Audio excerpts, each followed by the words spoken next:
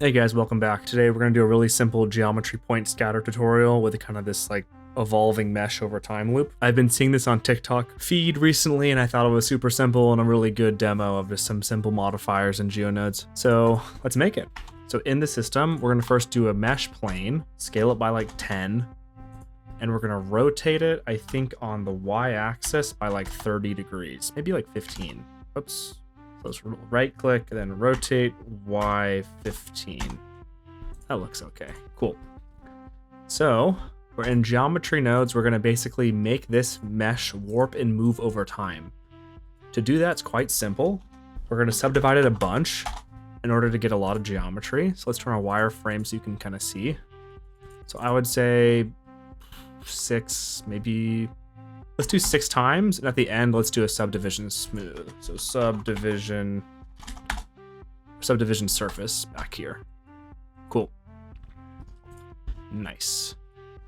So then on this, we're gonna do a wave texture and see how it's looking. And this looks good. Maybe make it less, maybe like 0.5. And we want this to move over time. So let's set our frame rate to have it work correctly. So we're gonna go here. We're gonna do 60 FPS. We'll do 180. And we'll start at 0, why not? And then we're gonna go to scene time node. Get those frames. Divide it by the total number of frames, which is 180. And we're gonna pop that into a float curve.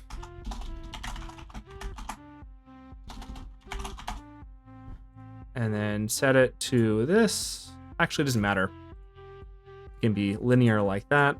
Pop it into the phase offset. And we're gonna multiply by tau, so 2 pi.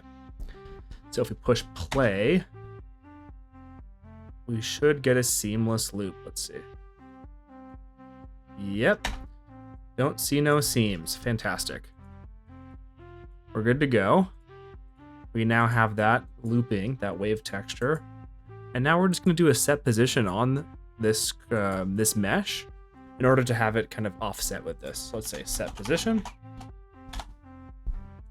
Let's have the offset be this color. So let's do a combine XYZ. Let's just do on the Z and the offset and see how it looks. It's looking pretty big. This is muted. Yeah, it kind of helps clean it up a little bit. Looks good. So then let's actually make it way smaller. So we do a map range in between this. And let's preview this puppy. And pop it in here. And I would say we're going from 0 to 1, which is fine, just back here. But let's maybe make it from 0 to 0.3. How is that going to look? Even that might be too much, but let's make the scale even less. 0.25. There we go. Kind of liking that, right? So now we have the mesh moving over time, and now we want to make it look a bit more uneven. So the question is, how can we do that? Let's add in some noise here. So this is going to be driving the motion to keep it cyclic. So let's add in right here, vector math, a noise texture. Let's just do this. And let's do a vector math, shifty here, pop it in, minus 0.5. We can see it going up and down. It's looking good. And let's just scale it down a little bit. Scale, let's say like 0.2. Nice, we're getting there. At least we're getting somewhere. Less scale. Maybe that looks good. Distortion. How distorted? Maybe not very distorted. Looks almost like fabric when you have it like this. I think it's basically fine. So then on these main kind of animations I see is they have like kind of like plants or trees or other stuff kind of in there. So basically it's instancing points on the surface and kind of displacing it to make it look cool. So now we have an interesting surface to instance points on. So we have this surface right here. So if we do a distribute points on faces, yeah, increase the density. But the thing is, these points are disappearing and reappearing based off of that. So now it should stay locked because the points are being instanced once based off of the view of the mesh here, and then it's moving. So that's why you want to have the points here versus here. So now we have these points moving and they're staying the same, which is fantastic. And from here, we can do a couple things. We can also do a set position on this and that. The same set position, we want it to be doing two things. So let's also do Control-Shift-D, pop that one in here, and have this here. Nice. Now it's staying clean. So this is staying here, and we're gonna join the geometry and pop it on top. So now the points are staying locked to the mesh because we're having the same offset go to the two different set positions. One is doing the points and one is doing the mesh data. Great. Now on these points, we're gonna want to instance different things. So we can take different seeds to do that. So one thing that I was thinking about, which is kind of fun, is you can do kind of like a logic system on it in order to have like main central elements, and then around it would be different things. So we can do that with Poisson disk. So if we know that this is going to be the set position for everything, we can have all of this into a group so we don't mess it up by accident. So we can just say Control-G, tab out, and this can be our displacement vector. Great. Much easier to see. It's cleaned up in a small little group now, and we're good to go. So there's a bit of a radius between, and then we can choose different kind of stuff to instance on it. So let's kind of do some like plant looking stuff. We can do some plant looking stuff, and we can also do some just general shapes to kind of look like buildings or something. So we need to make now the things that we're going to instance on these different points right here. So we're going to do instance on points. Goes to 0. So let's, in layout mode, really quick, make our instance collection. So we can say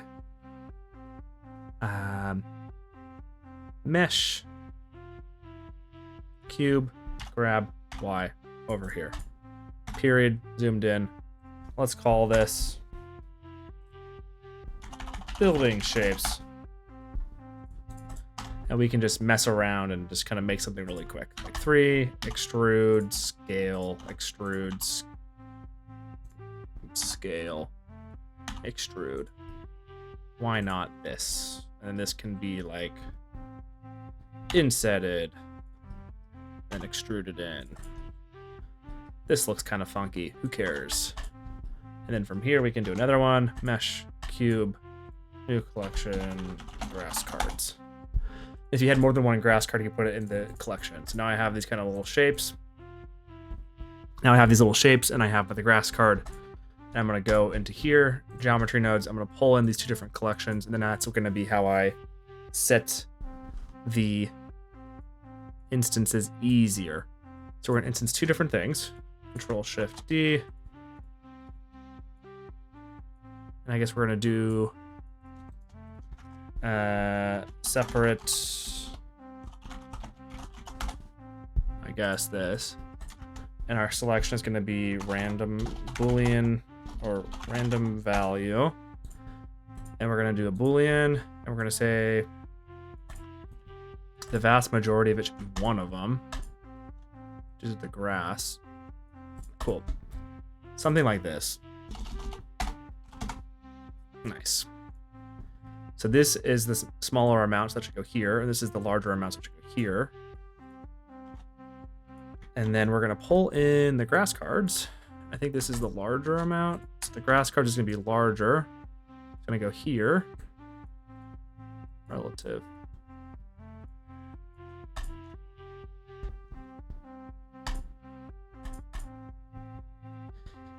Nice. So now this has all been fixed. Gotta change the origins a bit better.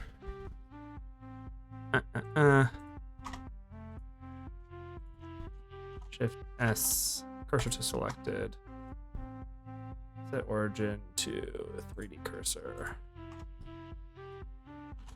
Cursor to selected. Set origin to 3D cursor.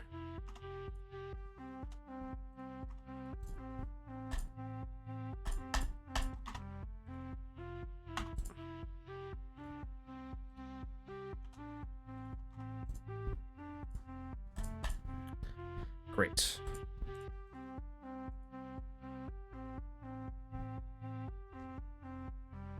The scales are all fixed. So after we adjusted the normals of the, after we adjusted this, then we can then change the scale. I'm gonna have it kind of look mostly like this. I think it's okay. We want to change the rotation so this looks good for the grass card.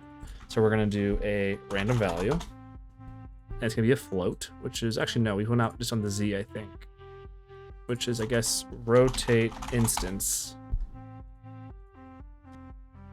Good. Yeah, this is what we want. And we'll say a vector. Pop this in. 0 minus pi to pi. And then it's looking a bit more fluffy, which is good. And then the scale, we can actually change with the random value as well. And let's do a float. Pop it in. And let's say from 0.1 to 0.5. Does that make more sense?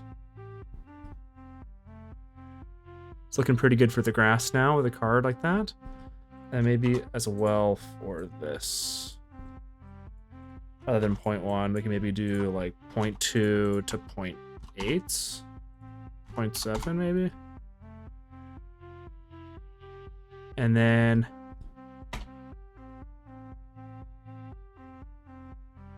nice. So then we kind of have that going. I kind of almost like it monochromatic. And then all we got to do now is we got to just I guess change the orientation of the buildings to be up and down. So we can do that with rotating all of the instances like along the Y by about, I guess, 30 degrees or less. Minus 15 because that was the orientation of the plane. And then now it's looking like everything is aligned correctly.